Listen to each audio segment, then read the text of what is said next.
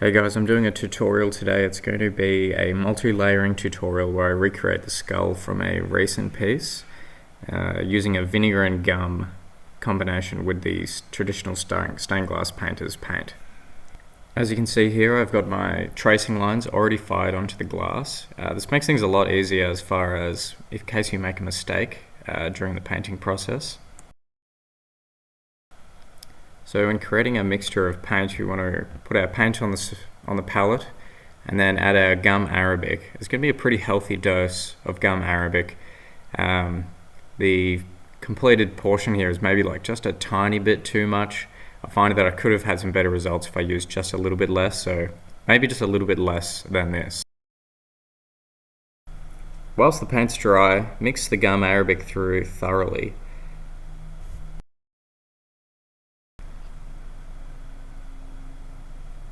Begin adding vinegar to the mix.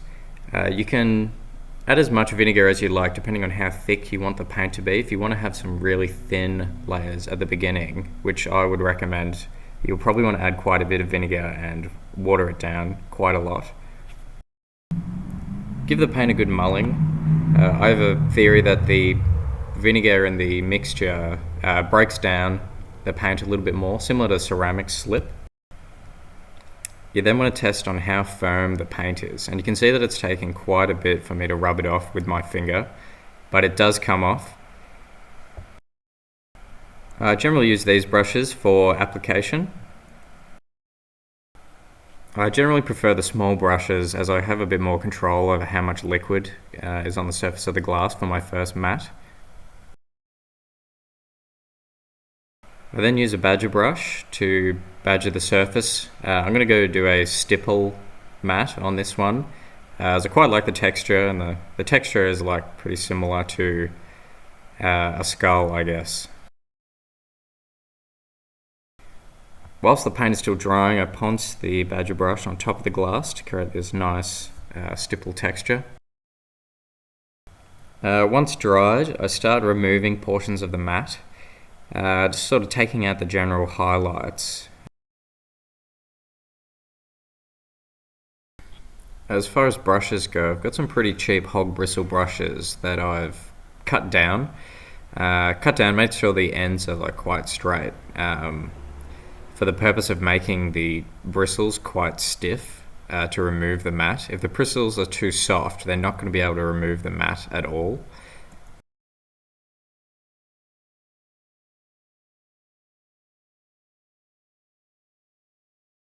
I am going to paint this pretty dirty. I'm not a super fan of painting super clean. I find it a little bit too tedious for me personally. Once I feel like I've taken off the major highlights, I'm going to start applying some shading. So using the same paint mixture from before, from the matte, I can start applying sections of shading without disrupting the layer below. When you're making these brush strokes, you want to be quite quick, sort of like flicks of the wrist. Whilst you're creating or applying these brush strokes, you're rehydrating the matte below. You can keep adding these brush strokes on top of each other, but every time you do, you have to wait for the layer to dry. You can only apply to dry paint, or else you will disrupt all of the layers below that have not been fired. You can see here it takes a bit of time to go around and add all of the sections of shading. I can water down the amount of paint in there to get some very light amount of shading. Whilst we're in this stage, you can also add different colors, more tracing lines, whatever you want really, as long as it's from the same traditional glass stainers range. I am speaking just about the Rouchet range, but you should be able to do this with Debitus or any other equivalent paint brand. I feel like it's more about the application process and not adding too much gum. That's important here. If you add too much gum and do the tracing lines on top of this, it will fry and crack quite a bit. As the kiln is heating up and all of the gum arabic is evaporating, it will like crack and tear apart your sort of thickly layered sections of paint. For the next layer, I like to use a flat sieve, and we're going to create like a bit of a splatter effect with this, and this is what it gets quite messy here, and I'm using this very cut short hog bristle brush, and then I load up the brush and scrape it to the surface, and we get this like nice splatter sort of airbrush effect almost. Whilst it's still wet, we can also use a small badger brush to push around the paint on the surface of the glass. And it sort of just like evens out some of that splatter without disrupting the sections below if you're quite soft. You don't want to go in too hard, as the wet paint will mix with the dry paint, and you won't get as much as that depth. It'll sort of muddy a little bit.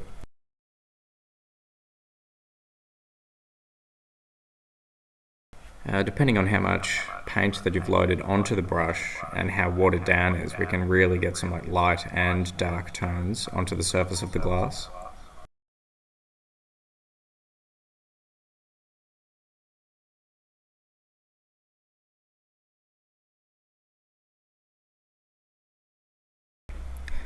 Using the splatter technique, I feel like it really pairs well with the stipple matte to further emulate the texture that I'm trying to produce, that sort of like rough, bony texture. So I feel like this is a good technique for illustrating some objects, not so much others. You can see it's quite dotty. I'm sort of badgering out certain sections, but or I can keep it quite speckled and dotty. It's up to you and your personal preference, and maybe whatever object you're trying to illustrate will really dictate whether you use this technique or not. I can also still remove sections of the matte and add on other sections with the paintbrush.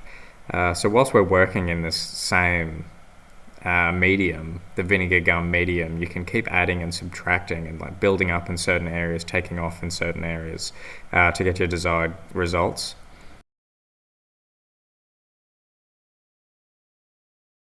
I feel like I try and work towards getting a bit of a three-dimensional result before I move on to the next layer.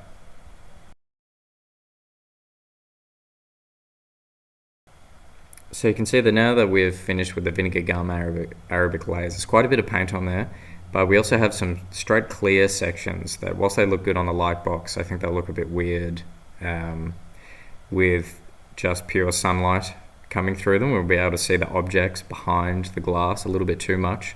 So on the next layer, I'm going to sort of cover those areas of clear, but just with a little bit of paint so that it becomes more sort of like translucent and we can't directly see behind the objects behind the window. So now for the next layer, we're going to be using the medium glycol. Glycol is a slow drying medium that we can manipulate with the badger brushes. You can see here I've got a black on the bottom left and my brown tone on the top right. And when I mix the glycol, it's a pretty similar to lavender oil. It's quite thick, it doesn't smell as much. So first thing, I'm going to prepare the glycol paint mix. I keep it quite thick because it's easier to thin it out than it is to thicken it up again. I would have to add more paint that would probably go to waste if I need to thicken it up. So I just add a little bit to prepare, and then I'm going to probably mostly get like a lot of glycol, or like a little area where I'll have some excess glycol that I can load up the brush. There's a couple of ways you can apply the glycol. So you can apply it on its own first, just with a brush, big brush or small brush. I really try not to get too much glycol on the surface, as I find it tends to, maybe like move around with the paint inside of it if it's too gluggy, and then you have problems firing it. To have like a very minimal amount on there, I think works quite well, and when you're badgering it, it doesn't move around too much. But the glycol is a really nice medium for getting like very nice soft tones. You can have multiple colors in there, build up certain areas more than others, and create like quite a lot of depth. So you can see here now I'm starting to get the badger brush out, and with just a few strokes it really evens out some of those brush strokes from the application brush.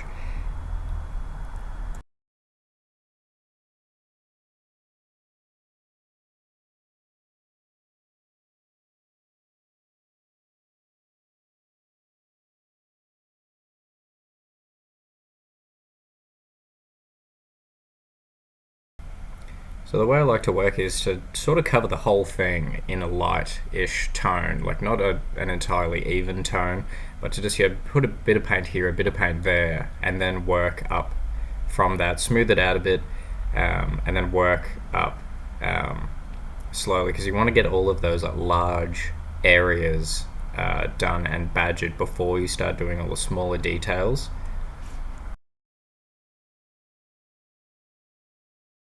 I've also got a second badger brush here, a small badger brush that you can see that I've cut off about half of it, so I get this sort of bit of an edge to it, but it still remains quite soft, which I find quite handy for just sort of like for pulling paint around an edge without going over.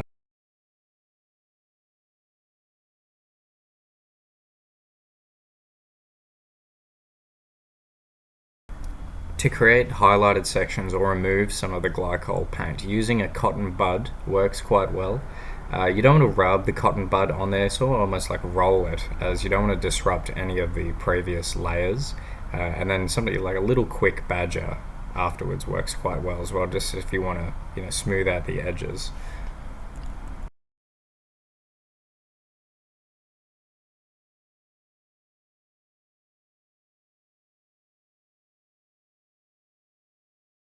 So you can see from the finished results, this is before it's fired, that we can still get quite a bit of depth. All of this being, except the tracing lines, in a single fire, really cuts down the amount of firings that you need, which I think makes glass painting a bit more accessible for those who don't have lots of kiln access or have to rent a kiln. If you can do this in one firing instead of 3 firings, it ends up being like a lot more cost effective if you have to travel to use a kiln, etc. When the light box is turned off, you can see that there's quite a bit more liquid in this middle section than there is in other sections. A couple of very light bits have absolutely no glycol on them and they're still a little bit dry. It doesn't really make a difference generally, but if you have too much liquid in one spot, you'll find that the paint can sort of shift around a little bit. You definitely want to be conservative with the amount of glycol you use, in my opinion. So here's the product after firing. Overall, pretty happy with it, but I did notice and did reference to it earlier in the video that I may have used too much gum, which I definitely did, and you can see through these points here where the gum arabic has tried to escape when evaporating, and it's cracked the paint in the process. So if you refer to the amount that I used earlier in the video, you want to do a bit less than that. And if you refer to the rubbing, you want to have it so that the paint is taken off by your finger a little bit earlier, but not too much earlier. I've also fired this one to 670 degrees Celsius for the purpose of trying to get like a bit more of a sheen in the paint. I find if you fire to 650, it remains a bit matte and the putty really sticks into the paint. But if you fire to these higher temperatures, it'll go a little bit more gloss and you have less problems with the putty. But this is really for float glass and harder glasses. You'll find that the glass pulls in from the corners a little bit and pulls in from the edges if you're using basic art glass. A lot of these like cheaper glasses have a really sort of low soft point, and you'll find you'll pull them in at around 650 and your pieces will be a little bit smaller than when you cut them, which obviously when you're leading becomes a bit of a problem.